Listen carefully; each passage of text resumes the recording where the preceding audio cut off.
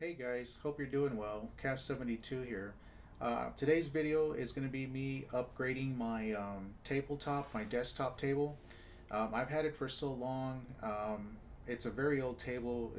It's made very solid, very heavy. But I kind of wanted to for 2020 anyway. This video is kind of in advance. I wanted to save it for 2020. It's going to be basically me updating my table, but it's a DIY project. It's something that I didn't go out and buy pre-made. It's something that I actually modified a little bit to make it what it is. Hope you enjoy the video, and like I said, it's just me basically updating my old pre-existing desktop table with something a little bit more updated and slightly a lot lighter in weight and size. So hope you enjoy, and yeah, let's get on with it.